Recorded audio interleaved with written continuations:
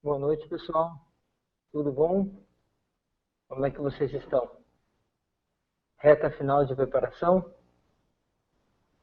Então tá ótimo. Pois bem, vocês tiveram um pouquinho uma conversa aí com o professor Rômulo, antes do professor Rômulo Macarrão conversou um pouquinho com vocês, e coube a mim fazer o fechamento do webinar, tá? Preparatório do nosso pulo do gato para o concurso que vocês vão fazer visando o cargo de diplomata. Pois bem, olha só, o que eu gostaria de tratar com vocês aqui de forma especial. Antes de tudo, eu acho que a gente precisa fazer uma pequena apresentaçãozinha, né? Pois bem, eu sou Mariotti, eu trabalho já há um bom tempo em cursos preparatórios para concurso, tá? Concursos que têm uma atuação, uma presença muito forte, e eu posso incluir, por lógica, tá? Naturalmente, a preparação para o concurso da diplomacia especificamente. Então, bem, hoje a gente está efetivamente buscando contribuir na preparação de vocês nessa reta final, até porque a gente sabe que esse concurso especificamente, a preparação efetiva, ela não se inicia após a publicação do edital, mas com uma antecedência muito, mas muito maior, até por conta da quantidade de fases envolvidas, pelo grau de dificuldade que o certame exige dos candidatos. Então, por conta de tudo isso, a gente sabe que, primeiro, não estamos tratando basicamente com qualquer candidato. Não estamos tratando basicamente com qualquer pessoa que vê aquele edital, vê a oportunidade de ter uma boa carreira na administração pública, e mais do que tudo, não pensar em carreira na administração pública, mas que tem o real interesse de trabalhar num cargo diferenciado, se assim a gente pode dizer. Tudo bem, que o ponto, ao propor para vocês esse curso, visando efetivamente, tá, aqueles detalhes especiais que podem vir a ser cobrados na prova, ele procurou selecionar a melhor, tá, equipe possível de professores. E no que cabe a mim, especificamente a parte de economia, eu queria aproveitar então, já que eu comecei falando, e dizer para vocês que, primeiro, eu tenho a formação em economia, eu atualmente sou analista no Banco Central, e trabalho com prova, estilo do CESP, há um bom tempo também. E, claro, queria deixar de destacar, até porque a gente é profissional, e por ser profissional é sempre bom deixar isso daí muito claro. Em termos de preparação para a diplomacia, eu já tenho alguma bagagem, já tendo dado aulas em alguns cursos, entre os quais eu vou citar somente um dos cursos só, que é o curso Atlas. Tá? Então, por conta de tudo isso, a nossa intenção aqui, basicamente com esse webinário, é trazer para vocês um pouquinho do que nós temos presente, tá, em termos do conteúdo programático de noções de economia, que na verdade já começa errado quando pega e destaca lá no edital o nome noções. Não tem nada de noções. É simplesmente, tá, simplesmente o maior conteúdo possível de economia. Então, o que eu posso dizer para vocês? Vocês têm no conteúdo de economia praticamente um item que, naturalmente, não vai ser cobrado em concurso porque não é afeto a atividade que será exercida por vocês, mas, de maneira geral, eu posso dizer assim, bem tranquilamente, que o nome Noções de Economia não é, tá, o nome correto a ser aplicado nessa disciplina. Bem, o que você está querendo dizer, Mariotti? Que a prova vai ser difícil? Bem, quem está se preparando sabe e conhece muito bem o concurso que vai fazer. Sabe o grau de dificuldade. A maior parte dos candidatos, tá, aqueles que realmente, tá, estão pleiteando a oportunidade de ingressar na diplomacia, são, em sua maioria, tá, pessoas que já fizeram mais de um concurso, ou seja, não são marinheiros de primeira viagem.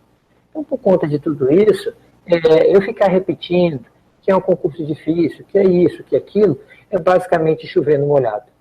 Poxa, mas à medida que você fala essas coisas pra gente, parece que você está nos desestimulando.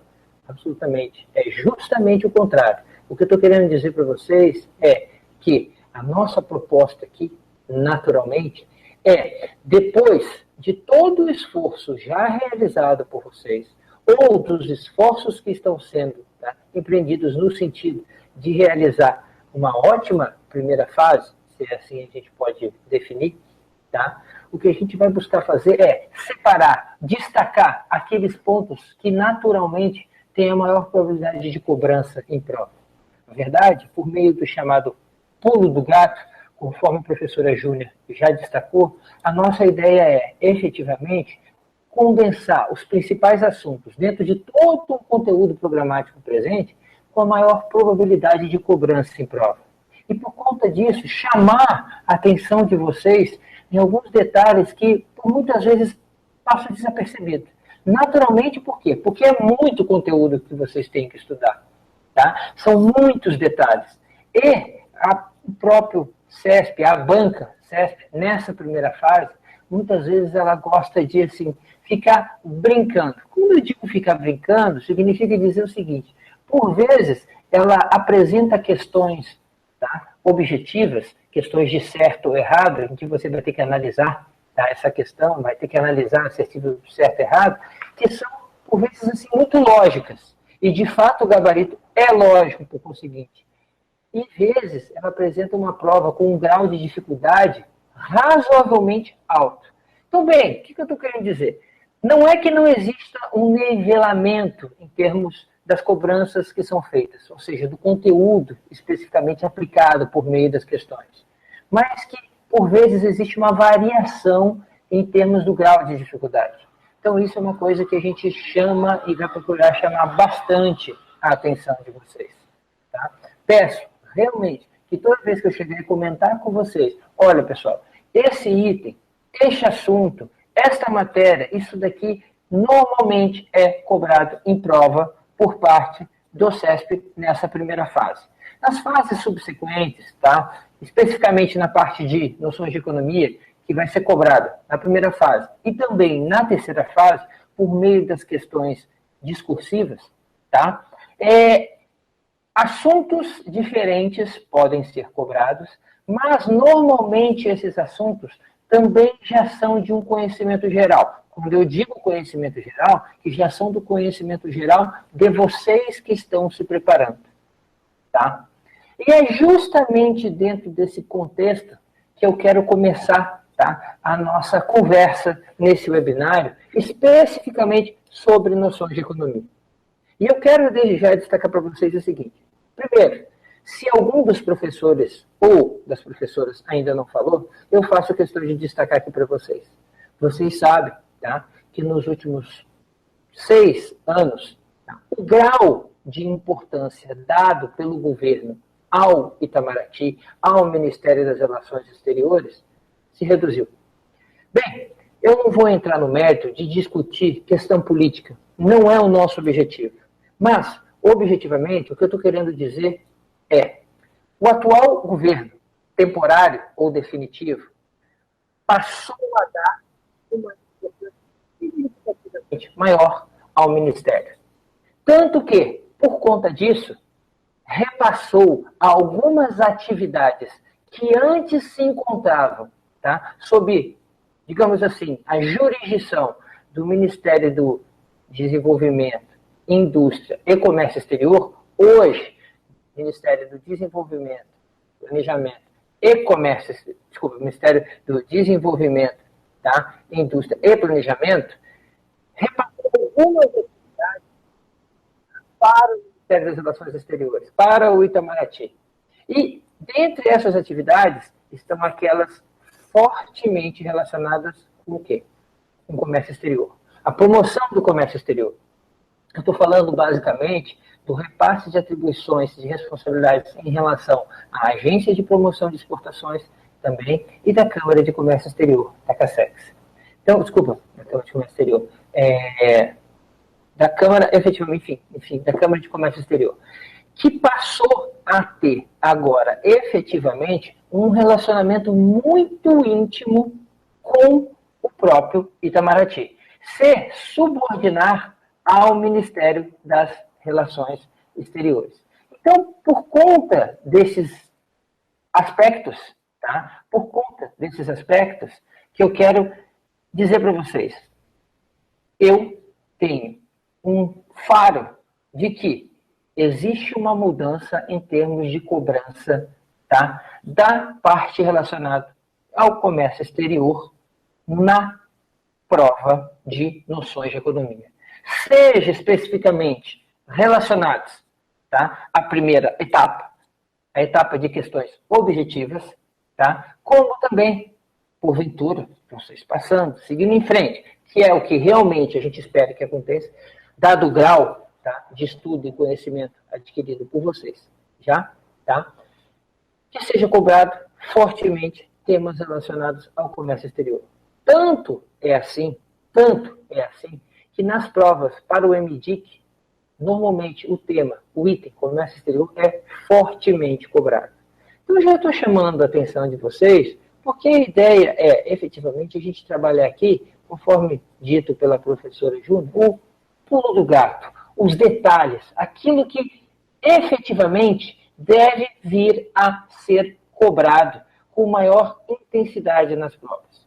Isso não significa que alguns itens tradicionalmente, tá? Alguns itens tradicionalmente cobrados na prova não continuem a ser cobrados. Então, por conta de tudo isso, eu quero pegar aqui e fazer primeiro algumas considerações para vocês. Eu vou fazer uma apresentação de slide, tá? Que na maioria dos professores também foi feito. Eu quero, então, fazer isso para tornar o mais interativo possível o nosso contato. Então, olha só. Vamos lá, gente. Eu tenho aqui, então, um slidezinho simples. Então, a gente está falando da parte de noções de economia. E o que eu quero destacar, primeiramente? Olha só. Eu botei aqui o conteúdo programático, tá, presente no edital. Nesse conteúdo programático, eu tenho alguns itens de economia. O primeiro é microeconomia, tá? A parte que estuda necessariamente, tá, os agentes econômicos de maneira individual. Quando eu falo de agentes econômicos, são consumidores e empresas. Eu poderia colocar um terceiro agente econômico individual, que seria o governo. Mas o governo, em termos de microeconomia, tá, é o que a gente chama, dentro da microeconomia, da parte do equilíbrio geral, ao trabalhar os conceitos de falhas de mercado e etc. Isso não está sendo cobrado nessa prova. O que a gente tem aí, basicamente, são duas análises. Uma relativa aos consumidores. A pergunta que não quer calar é: microeconomia cai fortemente na prova, tá, de noções de economia, na primeira fase? Cai fortemente? Não cai. Normalmente, quando são feitas cobranças em prova, está relacionado, dentro da parte de microeconomia, muito mais ao lado, tá, sobre a parte específica de análise de empresas, sobre estruturas de mercado, como, por exemplo, está aí no item 1.3, concorrência perfeita, monopólio, oligopólio, comportamento das empresas, do que, tá, relacionado com consumidor, ou comportamento do consumidor. Por que eu estou falando isso, gente?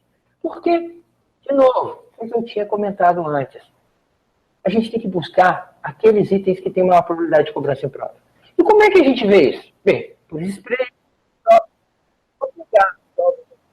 aplicadas nos concursos para diplomacia, que a gente vai ver que, tanto na primeira quanto na terceira fase, ou melhor dizendo, vamos traduzir aqui de uma outra forma, ou vamos definir de uma outra forma. Na parte objetiva, como também na parte discursiva, microeconomia é bem menos cobrada do que a parte de economia internacional, de história econômica e também a parte de macroeconomia. É bem menos cobrado. Mas ok, então, de qualquer maneira, eu desconsidero a economia? Não, eu não desconsidero. É importante pode cair? Pode cair. Mas, se eu for levar em consideração, tá, que vai cair, quais itens são mais relevantes neste momento, tá, eu pegar e fazer uma boa revisão? A parte de estrutura de empresas. A parte efetivamente relacionadas com custos, com receitas, com produtividade e com estruturas de mercado e o comportamento das empresas, especialmente relacionados aqui no item 1.3. Logicamente que, como toda construção de raciocínio, na economia, para que eu consiga compreender, tá, os conceitos relacionados com concorrência perfeita, com monopólio e com compreender um pouco antes como é que se dá o comportamento de custos, o comportamento de receitas, sobre a ótica microeconômica. Então, se a gente for fazer uma primeira análise do que pode ser efetivamente cobrado na prova, em termos de microeconomia, com maior probabilidade de cobrança, eu diria para vocês, a parte de estruturas de mercado, comportamento das empresas, determinação de preços e quantidades de equilíbrio sobre a ótica empresarial, comportamento das empresas. Tudo bem? Então tá bom. O que a gente pretende fazer necessariamente em cada um dos 5 encontros que nós teremos? Vamos procurar abordar estes itens com maior probabilidade de cobrança, pegando como referência o quê? Questões aplicadas nas provas anteriores. Por conta disso, eu já quero chamar a atenção de vocês. Gente, nesse momento do estudo, tão próximo, tá, da realização da primeira fase, está na hora de bater muito forte na realização de questões. Vamos olhar as questões assertivas e vamos dizer se elas estão certas ou se elas estão erradas. Tudo bem? Gente, está na hora de bater em cima disso. Está na hora de bater em cima disso.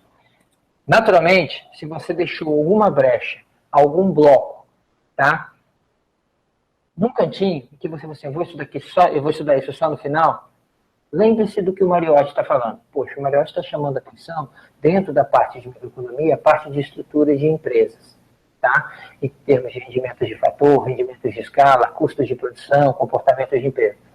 Eu vou dar uma ênfase maior para isso daí. Poxa, mas você tem uma bola de cristal? Não. Eu tenho, talvez, um pouquinho mais de experiência no que se refere à disciplina de noções de economia e a sua cobrança em provas, primeiramente, aplicadas pelo CESP e, logicamente que não existe essa palavra, segundamente, tá, relacionadas com o concurso para a diplomacia. Tudo bem?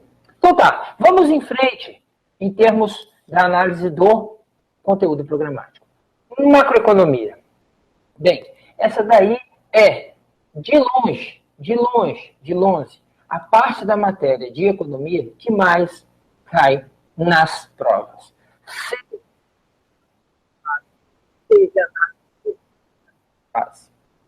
macroeconomia é fortemente cobrada. Fortemente cobrada. Tá, Mariotti, eu sei disso. Eu sei que é fortemente cobrado. Mas olha a quantidade de itens que tem aí dentro. Me dá uma luz, me dá uma ajuda. Por onde eu começo? Ou melhor, não por aonde eu foco nesse pulo do gato. É isso que eu estou querendo saber de você nesse momento. Gente, muito, mas de longe, o que é mais cobrado em termos de macroeconomia nas provas para diplomacia é contabilidade nacional e as derivações dos itens aqui dentro. Produto e renda de empresas e das famílias, gastos e receitas do governo, balanço de pagamento. Balanço de pagamento, isso é cobrado em muito nas provas. Muito. Então, assim, de longe, esse é o item fortemente cobrado. Bem, Quer dizer que os outros itens não caem? Sim, os outros itens caem. Foi exatamente, podem cair. Foi exatamente a mesma coisa que eu falei em relação à microeconomia. Eu falo em relação à macro. A grande diferença é, se eu for definir em termos de ponderação 100% e fatiar nas diversos itens que compõem a disciplina de noções de economia, eu diria para vocês assim, 100%. Eu daria mais ou menos um peso de 15% para a microeconomia e daria um peso, honestamente, entre 40% e 50% para a macroeconomia. Se vocês pensarem, é o seguinte, olha só, vamos pensar no caso do trabalho do diplomata sob a ótica das relações econômicas e comerciais. Será que, de fato, ele vai lidar muito mais com questões de estruturas de mercado ao analisar efetivamente o comportamento dos custos de uma empresa? Ou será que, de fato, ele vai fazer um processo de negociação quando efetivamente entrar sobre a ótica de comércio exterior, por exemplo, que é o que a gente estava falando anteriormente, tá? Considerando aspectos relacionados com itens do balanço de pagamento, de exportações, itens relacionados com investimentos a serem realizados pelo exterior no Brasil, pelo Brasil no exterior, tá? Se efetivamente vão ser considerados aspectos sobre o comportamento dessas variáveis e os impactos decorrentes de variação de outras variáveis. Exemplo, taxa de câmbio, taxa de juros, produto interno bruto, etc. É claro que os itens relacionados à macroeconomia são do trabalho do diplomata quando voltado para esta ótica. Estes itens têm um peso maior em termos de cobrança. E eu digo isso não só na primeira fase, tá, gente? Mas na terceira fase, que também é cobrado noções de economia, e eu digo assim, de longe, é cobrado, é cobrado, é cobrado e é cobrado. Tá? Então, não tenha nenhuma dúvida em relação a isso. Deixa eu voltar aqui um pouquinho. O que eu quero dizer para vocês? Primeiro, a disciplina de noções de economia, ela é muito fortemente cobrada nesse concurso, tá? Muito cobrada mesmo. Então, o que a gente vai procurar fazer? Eu estou sendo repetitivo, mas para aqueles que por acaso não conseguiram escutar, agora vai ficar mais tranquilo. A disciplina de noções de economia, ela é, tradicionalmente, cobrada nessa prova do concurso para a carreira de diplomata, tá? E, dentro da parte de noções de economia, existem subdivisões. Subdivisões relacionadas com itens presentes num curso de economia normal. Então, eu poderia falar para vocês a microeconomia, a macroeconomia, economia internacional, história econômica, que são itens que são normalmente cobrados.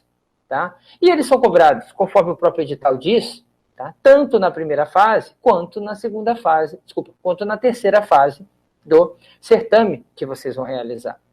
Então, bem, qual é a ideia nesse webinário inicial que vai orientar, tá, todo o nosso curso, tá, nesses 5 encontros que nós vamos ter? Bem, a ideia é, efetivamente, tá, dar para vocês aquela pincelada naqueles itens que têm maior probabilidade de cobrança.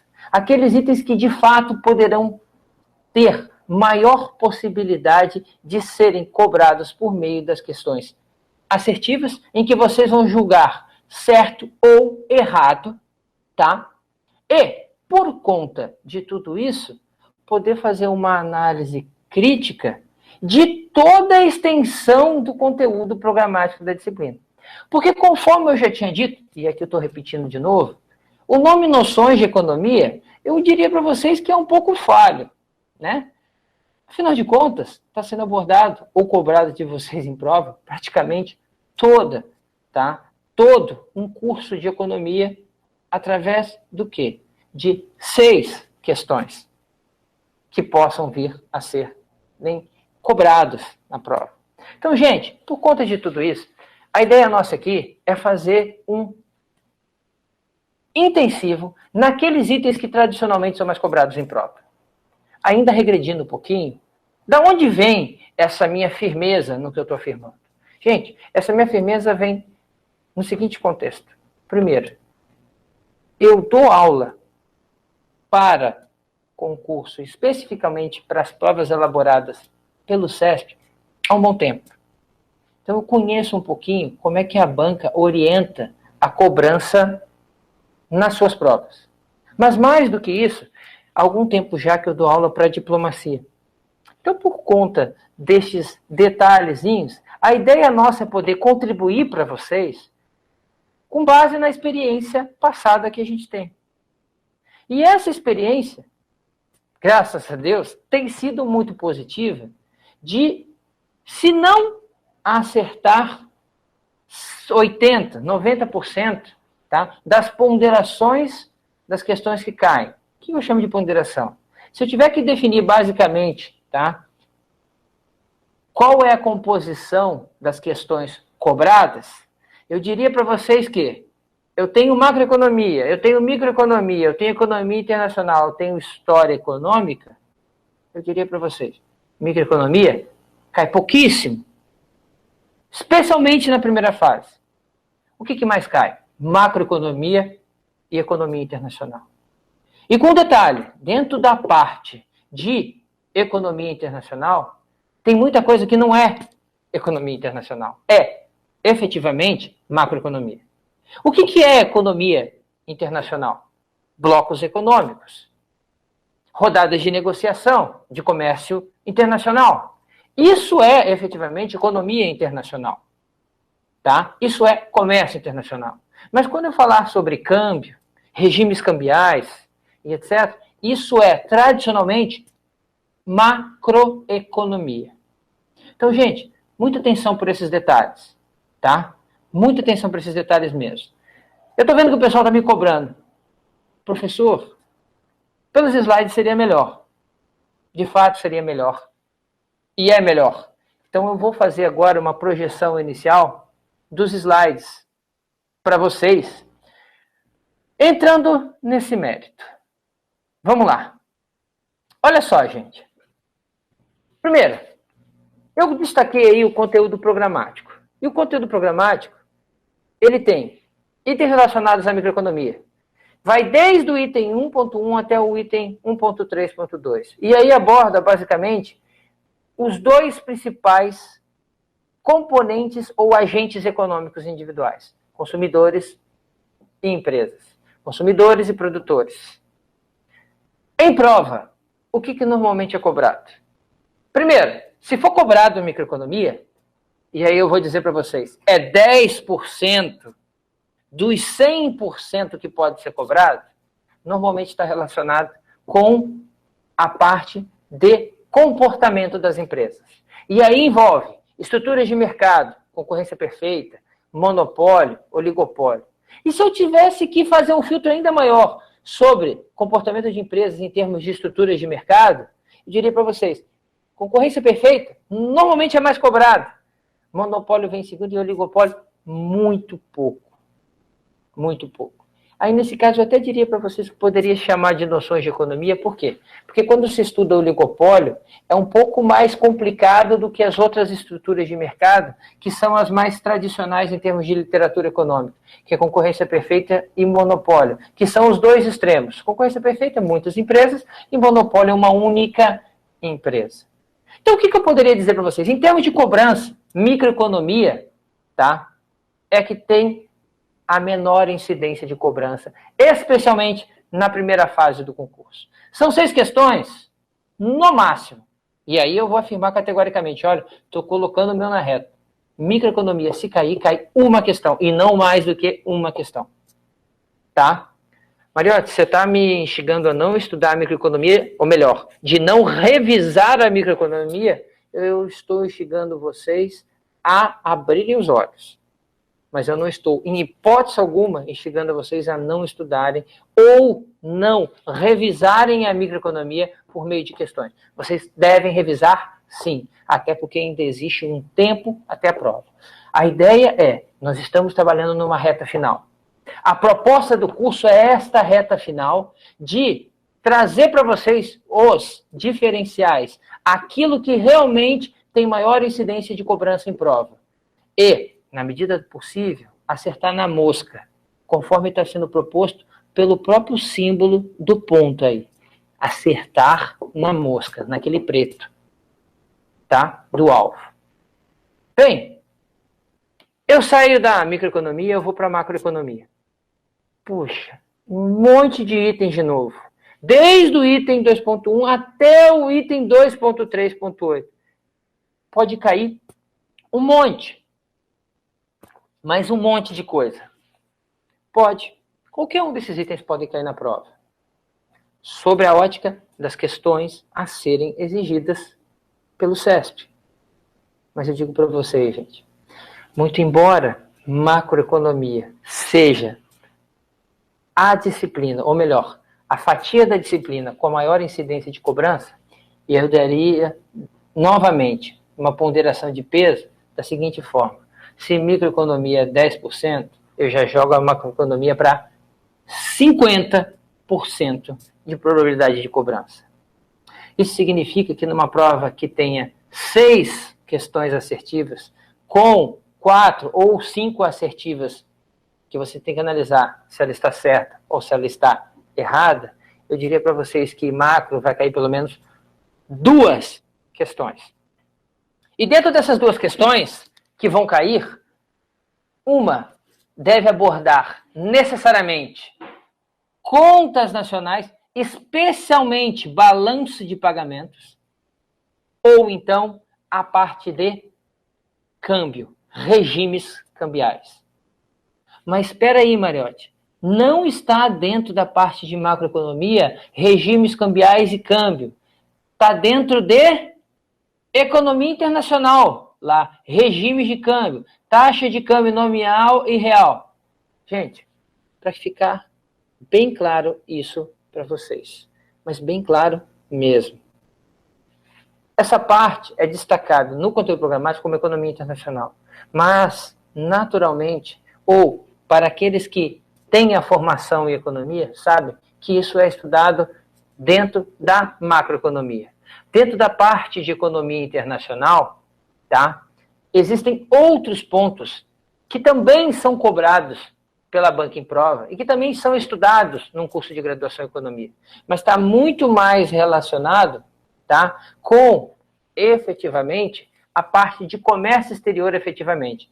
Blocos econômicos, rodadas de acordos de negociação, etc, etc e etc. Então, bem, voltando aqui no slide anterior, ao se falar de microeconomia, o que pode ser cobrado? Gente, definido então, do 100%, 50% questões de macro. Dentro de questões de macro, maior incidência de pagamentos. Contas nacionais é a maior probabilidade de cobrança. Pode querer outra coisa? É claro que pode. Eu não diria para vocês com certeza absoluta. Naturalmente, porque eu não sou, tá, a pessoa que está fazendo a prova. E nem poderia, por naturalidade. Tá? Mas eu posso dizer para vocês, macroeconomia é hora de revisar questões. E o que a gente vai fazer? Mariotti, o que você vai contribuir para a gente nesse curso? O que eu vou contribuir para vocês é efetivamente chamando a atenção para estes itens e nós vamos fazer uma revisão geral sobre esses principais itens que serão cobrados em prova. Dando dicas e trabalhando da melhor maneira possível, no sentido de que vocês tenham, nessa reta final, aquele detalhezinho que vai jogar vocês cada vez para frente. Da primeira para a segunda para a terceira, da terceira para a quarta fase, e aí nós vamos até vocês terem um resultado final positivo nessa preparação. Eu tinha comentado antes, mas eu queria dizer para vocês novamente o seguinte, gente. Acho que é a segunda ou terceira vez que eu estou falando. Um pouco de experiência em preparação para concursos e um pouco mais de experiência ainda na preparação para as provas da diplomacia em cursos reconhecidos, até porque esse é a primeira vez que a gente tem uma demanda maior por parte, tá, de candidatos para que o ponto apresentasse um curso diferenciado, que contribuísse nessa reta final. Tá? Então, o que eu estou querendo falar?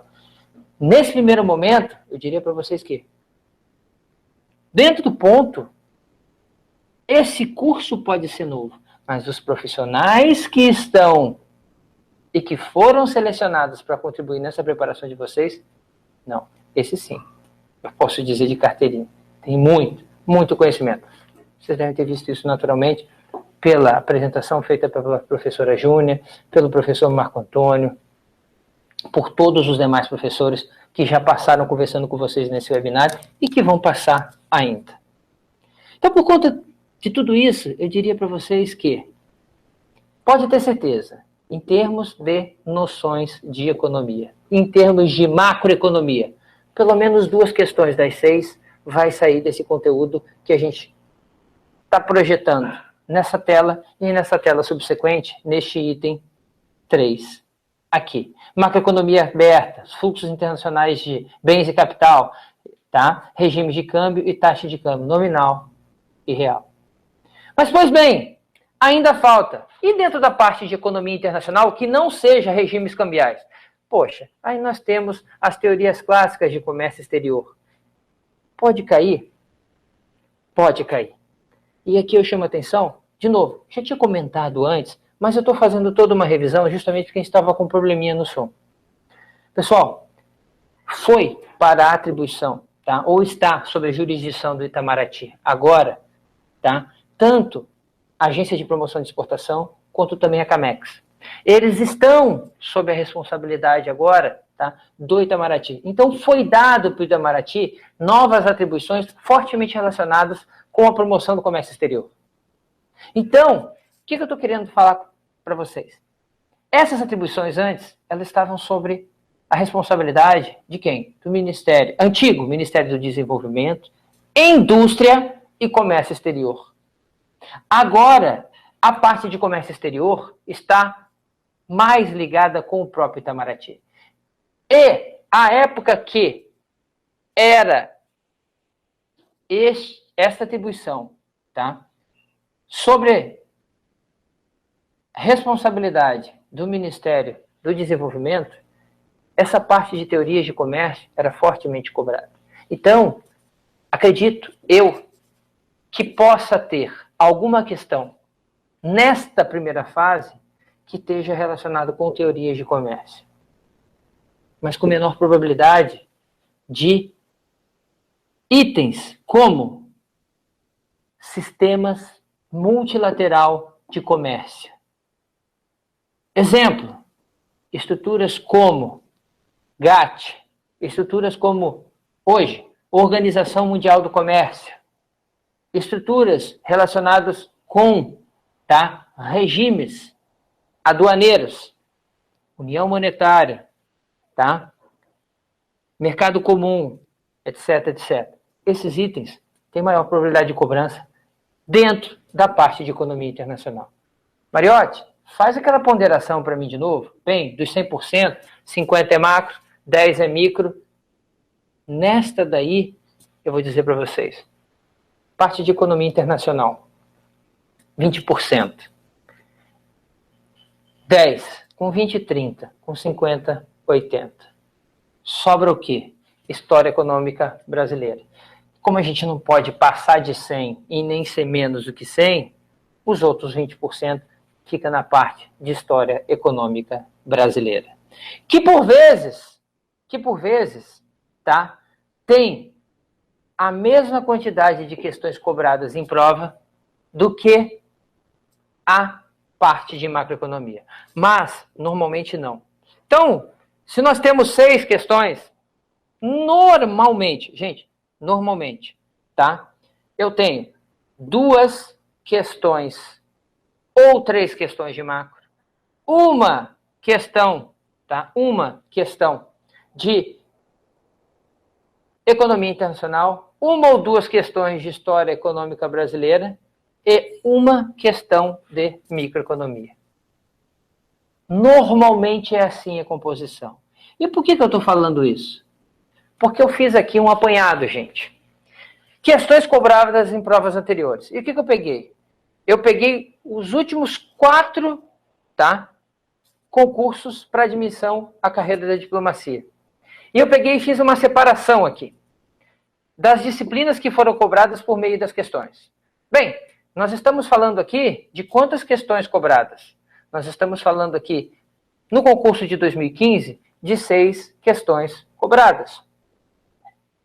No concurso de 2014, nós estamos falando de 6 questões cobradas.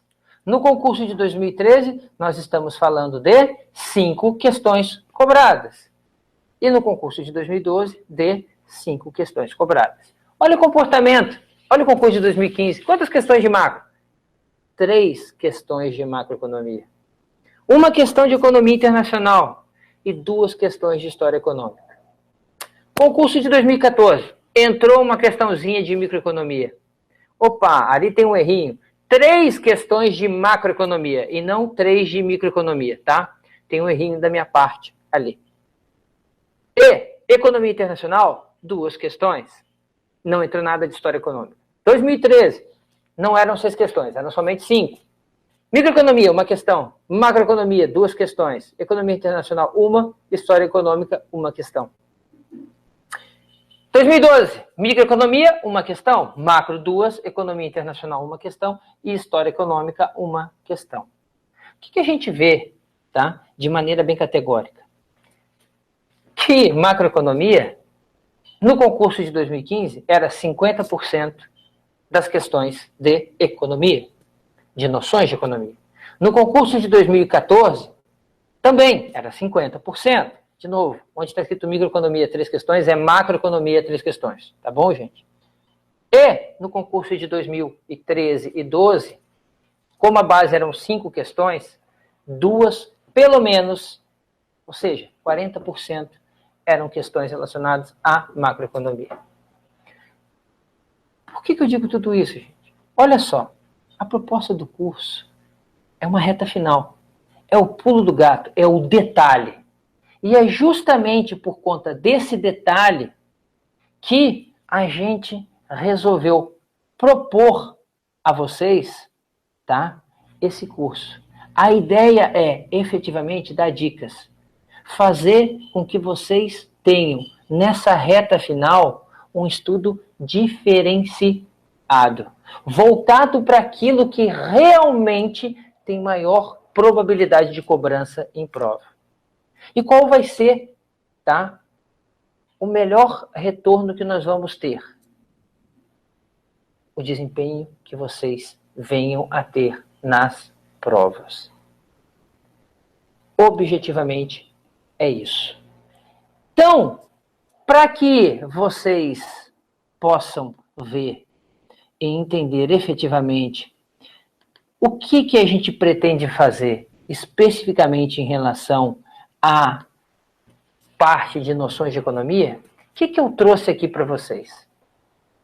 Um item que é muito cobrado em prova na parte de economia, macroeconomia, que são os conceitos relacionados com o balanço de pagamentos, conta de transações correntes, conta de capital, o conceito de déficit e superávit. Esse item, gente, olha, eu digo, sempre foi.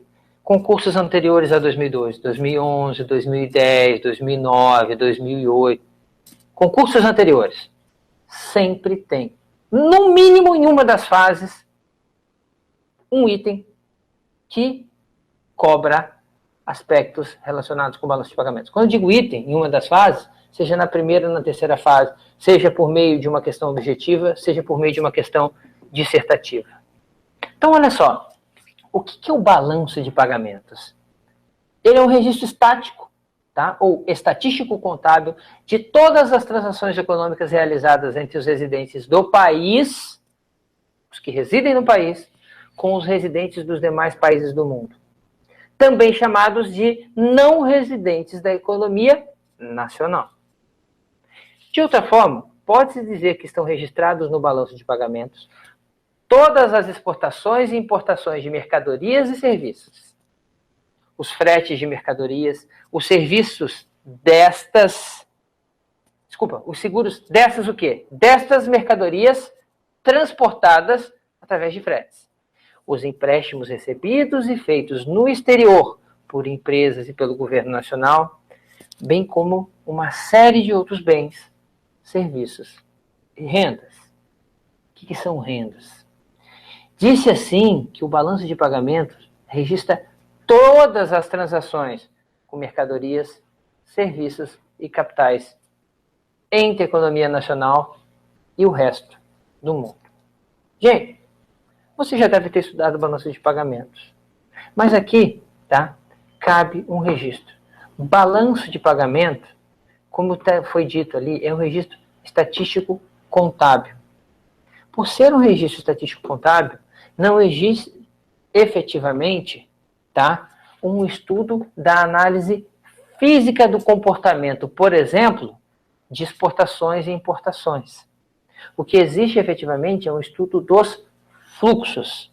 E esses fluxos são fluxos comerciais ou fluxos financeiros, que são, tá, identificados por meio de uma série de registros. O balanço de pagamentos, ou a estrutura do balanço de pagamentos adotada no Brasil, segue aquilo que foi definido pelo Fundo Monetário Internacional. E aqui cabe uma consideração muito importante, principalmente para quem não está fazendo, tá, esse concurso pela primeira vez, ou mesmo, tá, para aqueles que estão fazendo pela primeira vez, mas que estudaram noções de economia anteriormente a abril de 2016. A última versão do documento, tá, que trata da contabilização dos fluxos comerciais e financeiros do balanço de pagamento sofreu uma alteração no Brasil em abril de 2016.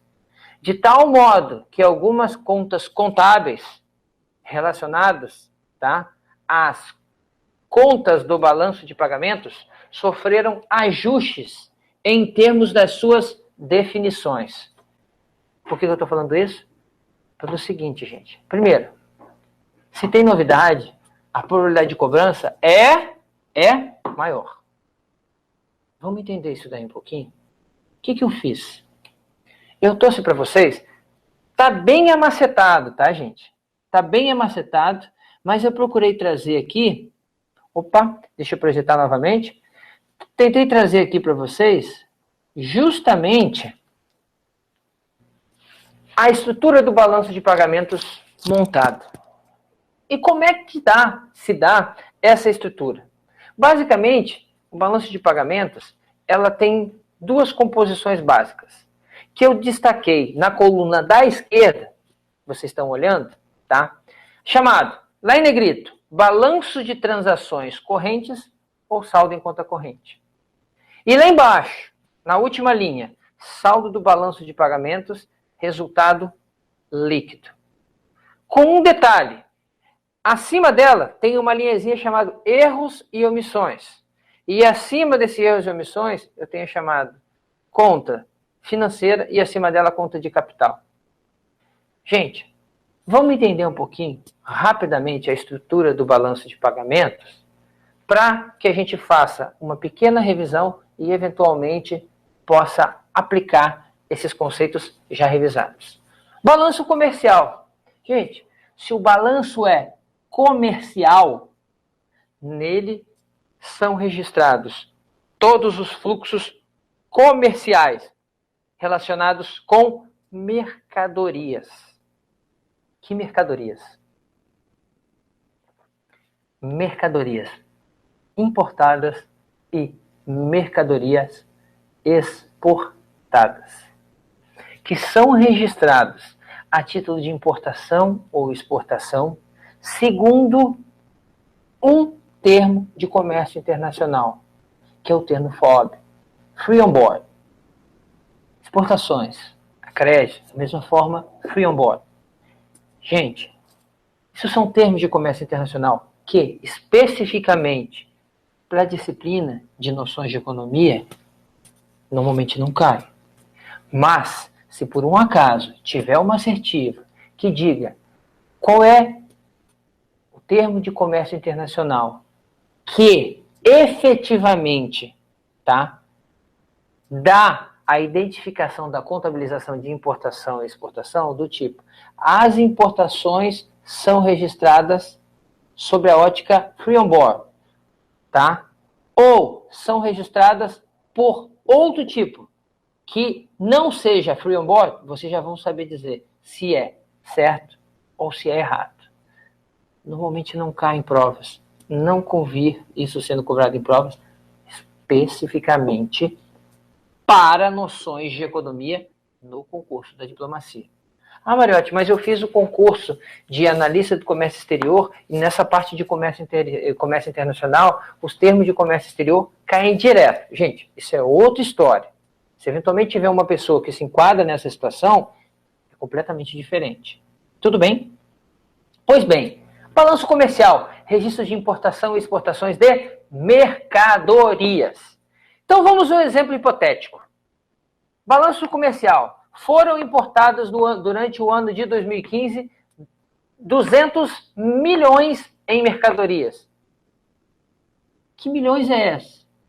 Gente, o registro do balanço de pagamentos é feito na moeda estrangeira, moeda internacional, que é parâmetro de negociação. Que moeda é essa? Dólar norte-americano. Tá? Dólar dos Estados Unidos da América. Então, as importações são registradas em dólar. As exportações são registradas em dólar. Todos os fluxos, são registrados em dólares. Para cada uma das contas do balanço de pagamentos. Bem, pulei do balanço comercial. Eu vou para o balanço de serviços e rendas primárias. Atenção àqueles que conhecem do assunto. Gente, o nome antes era balanço de serviços e rendas. Agora é balanço de serviços e rendas primárias.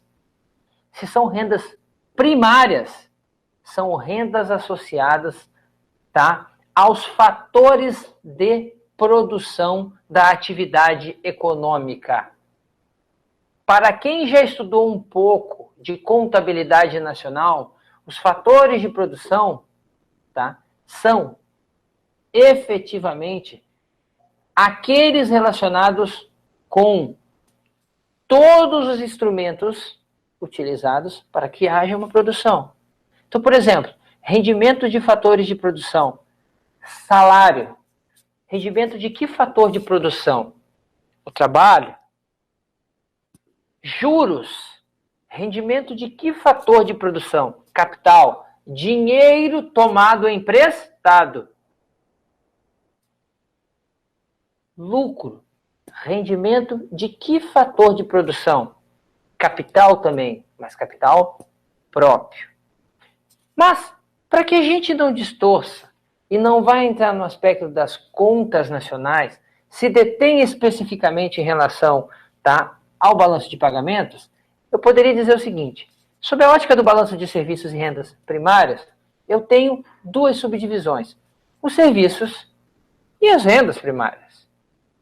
E o que é contabilizado na conta de serviços? Itens como viagens internacionais. Então, eu estou indo amanhã para Miami fazer compras. A compra de moeda estrangeira feita por mim hoje no país, que será levada essa moeda para a compra de bens em Miami, é registrado como viagem internacional. Não, eu não comprei moeda estrangeira. Eu usei o meu cartão de crédito para realizar esta compra lá em Miami. Registrado como viagens internacionais também. Sensibiliza uma rubrica contábil. E um detalhe, gente. Tudo isso ocorre através de um registro de uma operação cambial. Todas as operações registradas no balanço de pagamentos são originadas de um sistema de câmbio que gira, que funciona dentro do Banco Central. E para Esse sistema de câmbio, existem uma série de naturezas de operações de câmbio, que estão relacionadas com importações, com exportações, com viagens internacionais, com transportes, entre parênteses, fretes, com seguros, com serviços diversos, assim enquadrados, com serviços governamentais, decorrentes de embaixadas, pagamento de um serviço prestado a uma embaixada sediada no exterior, recursos enviados para a manutenção da embaixada da Itália, dos consulados na Itália, royalties relacionados com a exploração, tá, de bens em território nacional ou de bens em território estrangeiro, mas de propriedade de residentes no país. Royalties. Ok? Serviços. Gente, quando eu falo de viagens internacionais, são tantos aquelas relacionadas com residentes para o exterior, quanto aqueles residentes no exterior que venham para o país. Então, existem transações de entrada e de saída de recursos. Fretes, pagamentos e recebimentos de fretes. Seguros, pagamentos e recebimentos de seguros. Serviços diversos, pagamentos e recebimentos. Como vocês sabem muito mais do que eu, não são só embaixadas brasileiras do exterior, são embaixadas estrangeiras dentro do país. E pagamento de royalties também. Olha um detalhe em relação à coluna da esquerda, quando eu falo do balanço de serviços e rendas primárias. É o resultado líquido. Eu não tenho X de viagens internacionais de saída, ou seja, 100 milhões de dólares de saída e 50 milhões de dólares em entrada. Não tenho os dois disso. O que eu tenho é 100 de saída, 50 de entrada, eu tenho um fluxo negativo de saída de 50 milhões de dólares. Isso vai ter para fretes, isso vai ter para seguros, para serviços diversos e por todas as outras demais rubricas elencadas dentro da conta de serviços. Rendas primárias, ou renda dos fatores de produção, que eu acabei de dizer há pouco. Salários de ordenados. Rendas de investimentos. Lucros, dividendos e bonificações de ações. Gente, o que são rendas de investimentos? Se eu efetivamente, estrangeiro, residente no Japão, faço uma aplicação dentro do país, exemplo, eu compro um título do governo da República Federativa do Brasil. Esse título público, ele paga juros, tá? Mensais, semestrais, anuais. Esses juros que são pagos entram como rendas primárias saindo do país, que são transformadas de real para moeda estrangeira e remetidos para o exterior. Da mesma forma, se algum investidor do Brasil investir em algum outro país, por exemplo, em títulos públicos, em ações, o resultado efetivo dos juros desses títulos públicos, tá, entram aonde? No registro do balanço de pagamentos, na conta de rendas primárias do país. Entrada de recursos. Gente, quando se fala de rendas de investimentos, lucros, dividendos e bonificações, eu falo de todos os investimentos que podem ser feitos, com a exceção de juros de dívida. Por quê? Porque existem diferenças em termos de trato. Investimento, tá? A ideia de lucro é eu investir em empresas no exterior, ou empresas no exterior investidas no país. Formas de investimento. Pode ser feito um investimento, por exemplo, diretamente, que a gente chama de investimento estrangeiro direto, ou investimento brasileiro direto no exterior. Eu comprei a participação numa empresa no exterior, eu investi diretamente no capital social dessa empresa. Eu expandi o patrimônio dessa empresa para a realização. Bem, eu sou sócio dessa empresa. Essa empresa pura lucro, eu pego a minha fatia e trago para o país. Exemplos nesse sentido. Quando a matriz da General Motors dos Estados Unidos investe na sua subsidiária dentro do país, e neste caso especificamente a GM no Brasil não é uma empresa de capital aberto, é uma empresa de capital fechado, do lucro apurado, uma parte pode ser reinvestida internamente e uma parte é remetida na forma de lucros para o exterior, para quem? Para a acionista, se não total, majoritária, que é a General Motors dos Estados Unidos. Uma saída de fluxo de recursos para o exterior. Bem, além das rendas primárias, eu tenho as rendas secundárias, chamadas transferências unilaterais, que não existe contrapartida em termos de fluxo de mercadorias, tá? Bens ou de serviços prestados. Exemplo, gente. Bens doados. Se por um acaso, o que é muito comum da gente ver, havia no passado recente aqui no Brasil, aqueles ônibusinhos amarelos que eram utilizados, tá? O que são até hoje utilizados nos Estados Unidos. Era feita doação desses ônibus para países em desenvolvimento, países subdesenvolvidos. Esses bens, quando eles entravam dentro do país, e aqui vai um detalhe importante, esses mesmos bens, eles precisavam necessariamente, tá, sofrerem um registro. Por quê? Porque estava entrando um produto estrangeiro dentro do Brasil. Mesmo que não houvesse a chamada cobertura cambial, que significa o pagamento em relação a estes bens, existia necessariamente o registro de entrada desse bem por um valor simbólico. Relacionado como? Tá? Com um produto doado, como um bem doado. Além de bens, também moedas. Basicamente, os países mais assolados por guerras, tá? Doenças, vamos tirar como exemplo os países africanos, tá? De uma maneira geral, são países que recebem fortemente doações, tá? E parte dessas doações é feito em moeda estrangeira, em dinheiro. Se a gente pensasse no caso do Brasil e viesse uma doação, essa doação entraria como uma renda secundária do exterior para o Brasil. Pois bem, o somatório das 3 subrubricas, tá? Assim a gente pode definir, tá? Balanço comercial, balanço de serviços e rendas primárias e de rendas secundárias compõe o chamado balanço de transações correntes, ou saldo em conta corrente. Que pode ser o quê, gente? Deficitário ou superavitário. Quando defino o que é superavitário, quando defino o que é deficitário? Eu vou definir se ele é superavitário ou deficitário, basicamente se o fluxo de saída de recursos do país decorrente dessas 3 contas foi positivo, se eu tenho mais saídas do que entradas, eu tive um déficit de transações correntes. Se o fluxo de entrada é maior do que o de saída, eu tive um superávit de transações correntes. Esses déficits ou superávites podem ocorrer ao longo de um ano todo, porque os registros feitos, eles são diários e a geração dos resultados, eles são mensais, apurados pelo Banco Central, que depois gera todo o resultado em termos do quê? Do balanço de pagamentos, pela ótica das transações correntes, fatia composta pelo balanço comercial, balanço de serviços e rendas primárias e de rendas secundárias.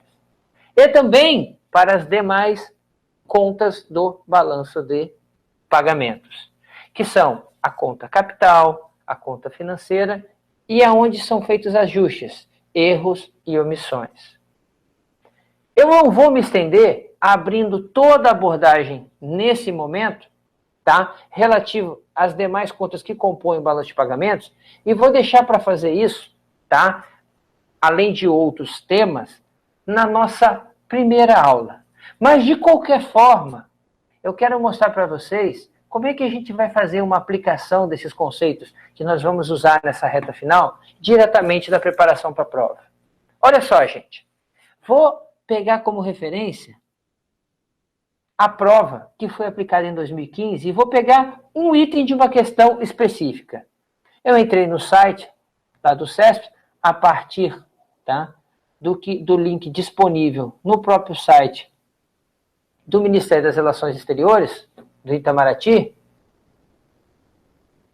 e eu vi essa questão aí, ó. Essa questão, tá, apresenta a composição de um balanço de pagamentos, tá, e dentro da composição desse balanço de pagamentos, tem ali dados relativos a exportações, importações, donativos recebidos por ONGs sediadas no exterior. Olha aí, ó, doações indo para isso. Investimento para ampliação de empreendimento industrial, a gente não falou muito sobre conta de capital e conta financeira ainda. Reinvestimento de lucros, lucros nós falamos, aonde é registrado, onde não é registrado. Tá? Aplicação de estrangeiros na aquisição de ações no mercado secundário. Não falamos muito isso sobre a parte de conta financeira ainda, mas vamos falar. Remessa de lucros por filiais de empresas estrangeiras. Bem, remessa de lucros. Acabei de dar o exemplo da GM do Brasil, enviando lucros para a GM no exterior. Amortização de empréstimos externos. Basicamente, eu estou pagando, amortizando uma dívida anteriormente contraída. Também está relacionado ali com a conta financeira, nós vamos ver. Juros sobre empréstimos a instituições internacionais. Então, é o país pagando juros para o exterior. Tá? Além disso, nós temos 3 outros itens. Viagens internacionais de residentes no Brasil. Olha lá, é o Mariotti que resolveu pegar e fazer umas comprinhas no Uruguai. Resolveu fazer umas compras em Miami. Resolveu pegar e fazer umas comprinhas em Sarajevo, por exemplo. Ok? Eu estou pegando recursos e indo fazer compras. Gastando dinheiro. Comprando moeda estrangeira no país ou usando um cartão de crédito. Pagamento de royalties e assistência técnica. Eu estou pagando isso para o exterior por exemplo, utilizar e explorar alguma marca, alguma patente aqui dentro do país. Fretes pagos a transportadores estrangeiros. Eu sou a Petrobras e importei petróleo do tipo fino que vai ser utilizado na produção, tá, de combustíveis. Eu estou pagando pelo transporte desse petróleo. Veja o seguinte, é o frete relacionado ao navio que trouxe o combustível. Porque o combustível entraria como uma o combustível que trouxe o petróleo. O petróleo entraria como uma importação. Pois bem, aí o CESP vem e apresenta o seguinte, com referência aos dados do balanço de pagamentos apresentados na tabela acima, julgue certo ou errado os itens seguintes. Vamos só ao primeiro item, para a gente ver como que isso é cobrado na prova. O balanço de serviços apresentou saldo negativo de 43 bilhões. Se apresentou saldo negativo, isso é déficit ou superávit? Isso é um déficit. Se é um déficit, é um resultado negativo. Balanço de serviços. Gente, o balanço é de serviços. Eu não estou falando do balanço de rendas primárias. Eu não estou falando do balanço de rendas secundárias. Eu estou falando de uma fatia de um balanço. Qual? Projeção de novo. Olha lá. Balanço de serviços e rendas primárias. Balanço de serviços. Quais são as contas componentes? Viagens internacionais, transportes, seguros, serviços diversos, serviços governamentais, royalties. O que nós temos na questão cobrada pelo CESP? Vamos lá. Temos viagens internacionais? Temos. De residentes no Brasil. Gente, se são viagens internacionais de residentes no Brasil, significa que são viagens internacionais que estão fazendo no exterior. Então, significa de dinheiro que está saindo do exterior. Então, eu já faço a primeira contabilização. 13. Pagamento de royalties. Estou pagando. 13 mais 9 dá 22. Fretes pagos. 22 com 6 são 28. Bem, esses 3 já entram aonde? Já entram dentro do balanço de serviços. Viagens internacionais, transportes e royalties. Mariotti, mas eu não vi nada sobre seguros, serviços diversos, serviços governamentais. Bem, a banca só não apresentou. Mas agora vamos ver, dentro do rol desses serviços, se tem mais algum que se enquadra, segundo o que a banca apresentou. Exportações e importações fazem parte do balanço comercial. Donativos fazem parte do balanço de rendas secundárias. Investimentos para ampliação e empreendimento industrial Nós não vimos ainda, mas fazem parte da conta financeira. Reinvestimentos de lucros. Reinvestimentos de lucros fazem parte, sim, das transações correntes, mas de rendas primárias. Olha lá. Rendas de investimentos. Lucros. Reinvestimento de lucros. Dividendos e bonificações. Além disso, amortização de empréstimo. A gente vai ver que a amortização de empréstimos externos, voltando lá, está aqui, ó, amortizações, dentro da conta financeira que a gente vai estudar um pouquinho mais. E por aí vem descendo, tá? Aplicação de estrangeiros na aquisição de ações no mercado secundário. Gente, aquisição de ações não tem nada a ver com serviços. Isso é um investimento, vai entrar na conta financeira. Empréstimos externos obtidos, recursos que entram dentro do Brasil que não tem nada a ver com serviços. E juros sobre empréstimos às instituições internacionais. Eu estou pagando juros. Se são juros que estão sendo pagos, vão entrar aonde? Na conta de rendas primárias. Juros pagos. Moral da história. O balanço de serviços apresentou saldo negativo de 43 bilhões. Espera aí, 13 com 9 são 22, com 6 são 28. Agora o Mariotti vai lá na parte específica que vocês não estão, tá? Vendo? E faz o seguinte. Vou olhar a questão. Questão de número, questão 68, item 1. Questão 68. Letra E. Letra E, na verdade, significa que essa assertiva está errada. Deu. É isso. Olha só, gente. Prova de 2015. Uma questão sobre balanço de pagamentos, macroeconomia. Todos os itens relacionados com balanço de pagamentos. Tudo macroeconomia. Questão 69. Considerando a rodada de Doha no Catar. O que é isso?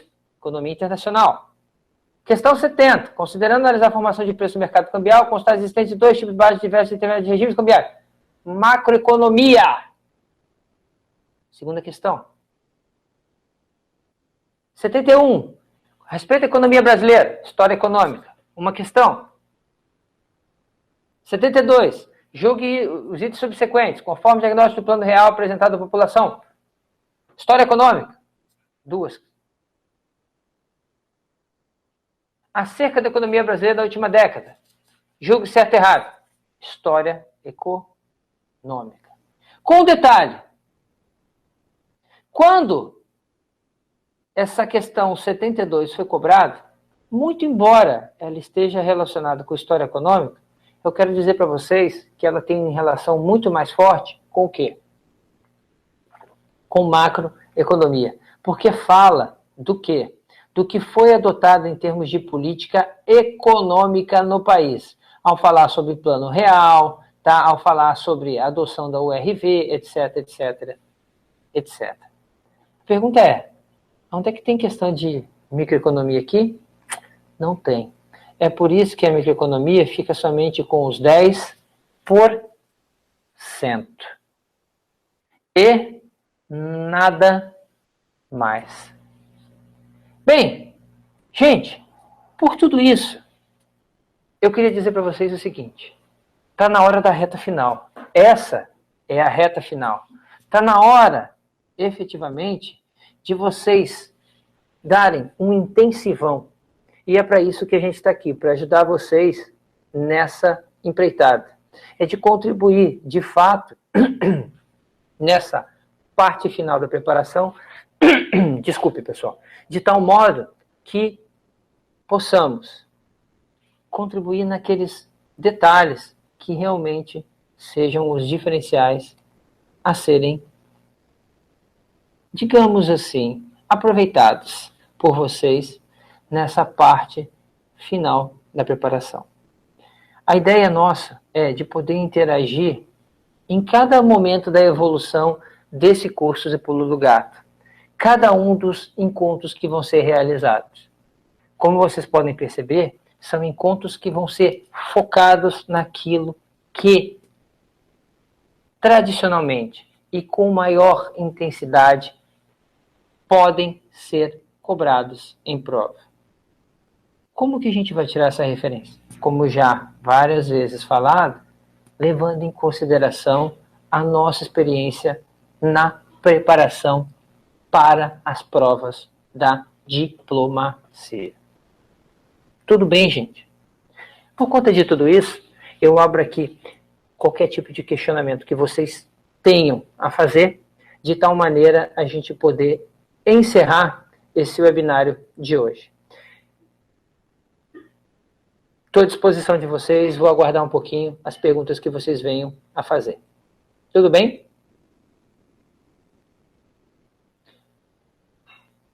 Bem, eu tenho uma perguntinha já aqui de um aluno que diz o seguinte: essas modificações na terminologia constam em algum site, por exemplo, do BC?